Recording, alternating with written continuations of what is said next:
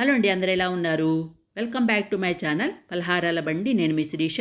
ఈరోజు రెసిపీ వచ్చేసి Deepavali special sweet shop style kesar badam katli అండి.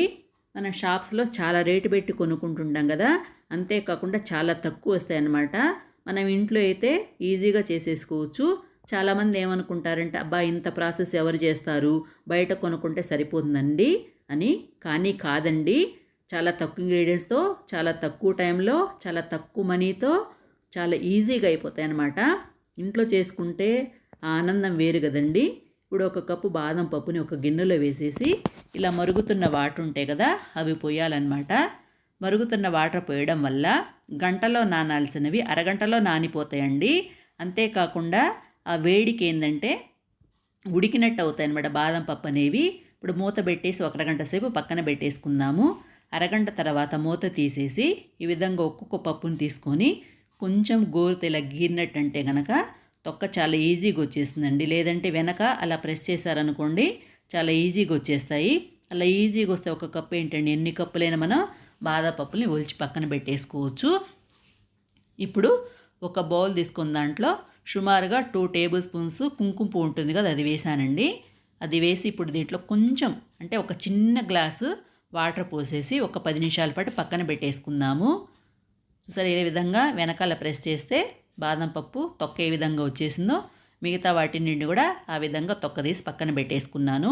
ఇప్పుడు ఒక మిక్సీ జార్ తీసుకున్న దాంట్లో మనం ఒలుచుకున్న బాదం పప్పులు వేసేసి మూత పెట్టేసి కొంచెం గ్రైండ్ చేసుకుందామండి. మరీ మెత్తగా కాకుండా కొంచెం కోర్సుగా గ్రైండ్ చేసుకుంటే సరిపోతుంది. ఇప్పుడు దీంట్లో 1/2 కప్పు కాచి చల్లార్చిన పాలైతే పోస్తున్నానండి నేను.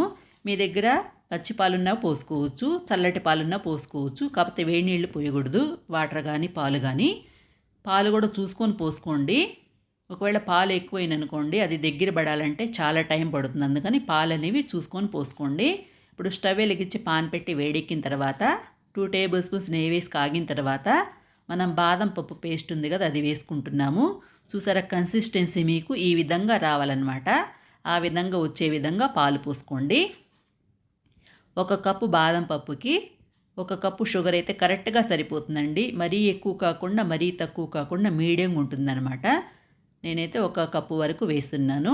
చాలామంది ఏం చేస్తారంటే ఇది పౌడర్ చేసి వేసుకుంటారండి షుగర్ని. కాకపోతే నేను డైరెక్ట్గా వేస్తున్నాను. అది వేసి ఒకసారి ఈ విధంగా మిక్స్ చేసేసుకోవాలి. చూసారా, కొంచెం గట్టిగా ఉంది కదా, కానీ పంచదార వేయడం వల్ల ఆ వేడికి పంచదార కరిగి కొంచెం పల్చగా అవుతుందండి. చూసారా, ఈ విధంగా పల్చగా అవుతుందన్నమాట. కాకపోతే ఇక్కడండి మనం కొంచెం టైం తీసుకుంటుంది, కొంచెం శ్రమ పడాలి. దగ్గరుండి ఫ్లేమ్ని మీడియోలో పెట్టుకొని చుట్టూతా ఇలా తీసుకుంటూ మధ్యలో వేసుకుంటూ ఈ విధంగా కలుపుకుంటూనే ఉండాలండి. కొంచెం దగ్గర పడిన తర్వాత ఇప్పుడు మనం ఇందాక కుంకుమ నానబెట్టుకున్నాం కదా, నీళ్ళతో సహా వేసేసుకోవాలండి. వేసి ఒకసారి మిక్స్ చేసేసుకుందాము. కొంచెం వాటర్ ఉన్నాయి కాబట్టి దీంట్లో కొంచెం పల్చగా అయింది కాబట్టి ఇంకోసేపు దగ్గర పడాలండి. సుమారుగా 10 నుంచి 15 నిమిషాల వరకు మీడియం ఫ్లేమ్లో పెట్టుకొని స్టవ్ని ఈ విధంగా కలియబెడుతూనే ఉండాలి. కొంచెం అడుగంటిందనుకోండి, టేస్ట్ మారిపోతుందన్నమాట. ఇక్కడ కొంచెం టైం తీసుకుంటే, శ్రమ తీసుకుంటే సరిపోతుంది అంతే. మిగతా అంతా చాలా ఈజీ అయిపోతుంది. కొంచెం దగ్గర పడిన తర్వాత ఇప్పుడు దీంట్లో 2 టేబుల్ స్పూన్స్ వరకు నెయ్యి వేస్తున్నానండి. నెయ్యి వేసి మళ్ళీ ఒకసారి మిక్స్ చేసేసుకొని ఒక 2 నిమిషాల పాటు ఈ విధంగా కలుపుకుంటూ ఉండాలి. ఎప్పటి వరకు కలుపుకోవాలంటే, మనం కొంచెం పిండి తీసుకొని ఇలా మన చేతితో ఇలా అంటూ ఉన్నామనుకోండి, ఉండలాగా రావాలన్నమాట. అప్పుడు బాగా దగ్గర పడినట్టు. అప్పుడే మీకు కట్లీ అనేవి కూడా చాలా బాగా వస్తాయి. చూసారా, కొంచెం తీసుకుని ఇలా అంటే ఇలా ఉండొచ్చేసిందో బాగా ఉడికినట్టు అనమాట, బాగా దగ్గర పడినట్టు. ఇప్పుడు ఏం చేద్దామంటే స్టవ్ మీద నుంచి దించి కింద పెట్టేసి దీన్ని ఈ విధంగా మొత్తం స్ప్రెడ్ చేసేద్దామండి. పల్చగా చేయాలన్నమాట. ఇలా పల్చగా చేయడం వల్ల ఏంటంటే తొందరగా ఆరుతుంది. ఇలా ముద్దగా అలా ఉంచేసామనుకోండి, 3-4 అవర్స్ అయినా కానీ ఆరదు. ఆరితేనే మనకి కట్లీలాగా వస్తాయి. ఈ విధంగా మొత్తాన్ని పల్చగా పానంతటికి ఇలా స్ప్రెడ్ చేసేసుకొని దాదాపుగా ఒక 1 అవర్ వరకు అట్లా పెట్టేసుకోవాలండి. కొంచెం గట్టిపడిన తర్వాత అప్పుడు మళ్ళీ కొంచెం నెయ్యి వేసేసి దీంట్లో ఇలా ఉండలాగా చేసుకోవాలి. ఇలా ఉండాలన్నమాట. ఒక 2 అవర్స్ నానితేనే మీకు కట్లీ అనేవి బాగా వస్తాయి. ఇప్పుడు చపాతీ కర్ర ఉంటుంది కదా, దానికి నెయ్యి అప్లై చేసేసి ఒక వెడల్పాటి ప్లేట్ ఉంటుంది కదా, అది తీసుకున్నానండి. మీకు ఏంటంటే మనం ఒత్తడానికి ఈజీగా ఉండేది తీసుకోండి. ఇట్లా నెయ్యి అప్లై చేస్తున్నాను. దీనికి కూడా ఇట్లా కదిలిపోతుంది కదా, మీరేం చేస్తారంటే కింద ఒక క్లాత్ వేసేయండి. క్లాత్ వేసి ఇది పెట్టారనుకోండి కదలకుండా ఉంటుంది. ఇప్పుడు నెయ్యి ఈ విధంగా అప్లై చేసేస్తున్నాను. మిగతా ప్రాసెస్లోకి వెళ్ళే ముందు చిన్న రిక్వెస్ట్ అండి, ఎవరైనా నా ఛానల్ని కొత్తగా చూస్తున్నట్టయితే తప్పకుండా సబ్స్క్రైబ్ చేసుకోండి. నచ్చితే లైక్ అయితే ఇవ్వండి, మీ ఫ్రెండ్స్కి షేర్ చేయండి. మరిన్ని మంచి మంచి వీడియోస్ చేస్తాను. మీకు ఏదైనా వీడియో కావాలంటే చెప్పండి, ట్రై చేస్తాను. ఇప్పుడు ఆ ఉండని ఇలా వేసేసి ఇలా చపాతీ పిండిలాగా ఒత్తుకోవాలండి. కాకపోతే స్క్వేర్గా ఒత్తుకోవాలన్నమాట. స్క్వేర్ రూపంలో వస్తాయి కాబట్టి అవి స్క్వేర్గా ఒత్తుకోవాలి. ఇది ఎలాగంటే మరీ గట్టిగా కాకుండా మరీ పల్చగా కాకుండా మీడియంగా ఉండాలండి.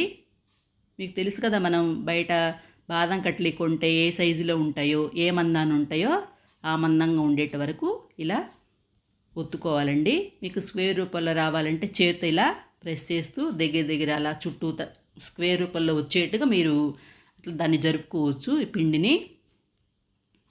ఇక్కడ 2 టిప్స్ చెప్పాను కదండి.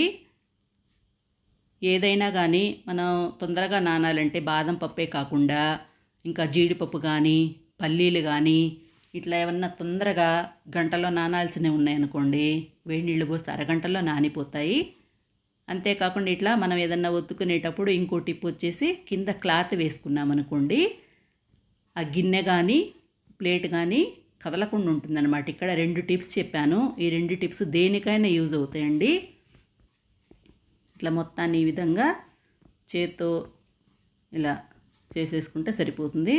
పైన ఇంకొంచెము పల్చగా అంటే కొంచెం స్మూత్గా రావాలంటే కనుక ఒక చిన్న గ్లాస్ కానీ ఒక చిన్న బౌల్ కానీ తీసుకొని దీని మీద ఇలా ప్రెస్ చేయాలన్నమాట. చుట్టూతో ఎలా అంటే కనుక బాగా స్మూత్గా వస్తుందన్నమాట. ఈ విధంగా చుట్టూ ఉండాలి.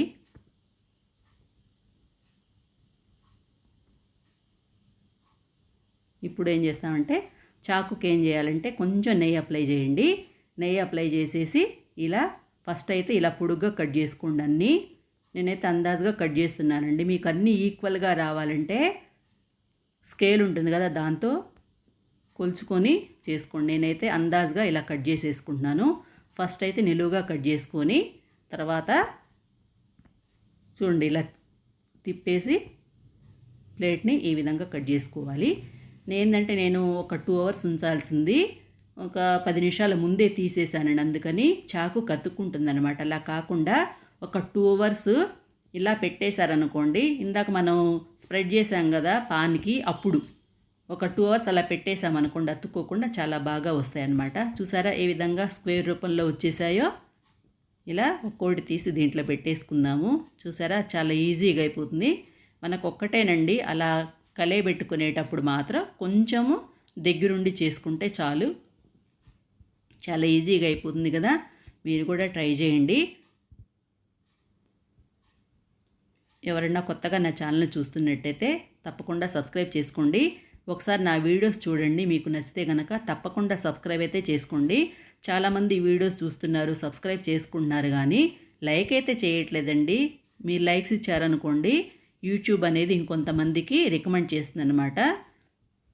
కంపల్సరీగా నా వీడియోస్ చూసి నచ్చితే కనుక సబ్స్క్రైబ్ అయితే చేసుకోండి.